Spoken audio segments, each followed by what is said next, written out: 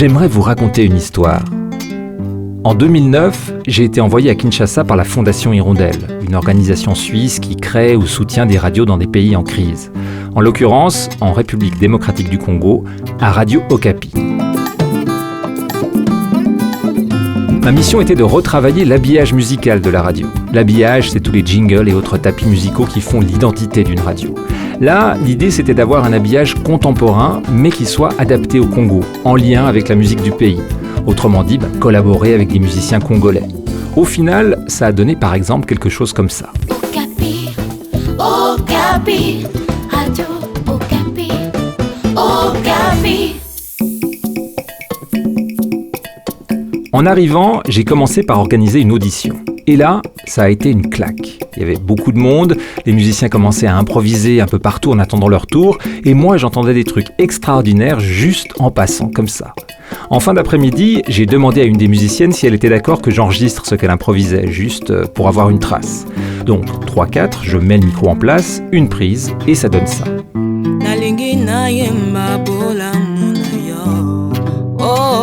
Nalingi natatola bikamwa na yo utayokota ngai motema bomoi na ngai ebongwa naye natingama na yo ngai natingama na yo. Ce que j'ai compris ce jour-là, c'est que Kinshasa regorge de talents. Mais malheureusement, ça n'est pas facile de les enregistrer convenablement. À cause de la situation instable du pays, il y a peu de studios et ceux qui existent sont souvent très chers. En rentrant de ce voyage, je me suis dit qu'il faudrait trouver un moyen de produire certains artistes africains. D'abord parce qu'ils sont vraiment talentueux, mais aussi parce qu'ils sont nombreux à composer des chansons sur la paix. Ils pourraient donc jouer un rôle important dans la réconciliation et le vivre ensemble dans les pays instables, parce que leur voix porte. Cette année, ce sont les 20 ans de la Fondation Hirondelle. En Afrique subsaharienne, elle opère dans 5 pays sur un réseau de plus de 200 radios. Les pays d'opération sont le Mali, la Côte d'Ivoire, la République centrafricaine, la Guinée et le Congo. Ce que j'ai proposé à la Fondation, et qu'ils ont accepté, c'est d'utiliser ce réseau de 200 radios pour monter un grand concours de musique. Nous recherchons la Voix de la Paix 2015. En diffusant des spots sur toutes ces radios, l'idée c'est d'inviter les artistes à envoyer plusieurs chansons ayant comme thème la paix, le vivre ensemble et la réconciliation. Et puis à l'aide d'un jury constitué à moitié d'Africains et à moitié d'Européens, nous élirons le lauréat et nous lui produirons un album dans les règles de l'art.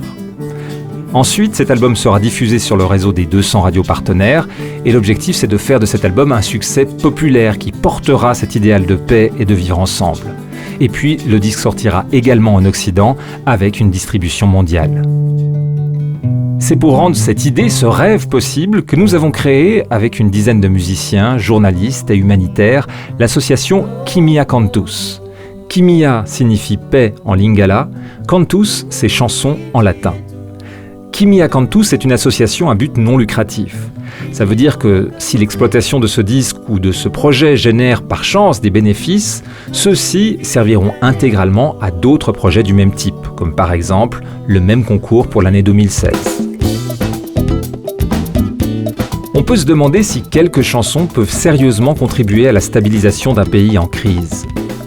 Historiquement, on sait que la musique a soutenu activement les esclaves afro-américains dans leur émancipation. On sait aussi, par exemple, que la prise de conscience du drame de la guerre du Vietnam est passée par les chansons contestataires aux États-Unis. En fait, la musique est un outil puissant pour diffuser des idées. Beaucoup de neuroscientifiques essaient de comprendre pourquoi elle est puissante, mais le fait est qu'elle l'est. C'est encore plus vrai en Afrique de l'Ouest, où la tradition est orale. C'est la terre des griots, la musique est partout, et nous sommes convaincus qu'elle doit même contribuer à la paix. Et avec votre aide, nous allons donner à des musiciens le pouvoir de construire cette paix.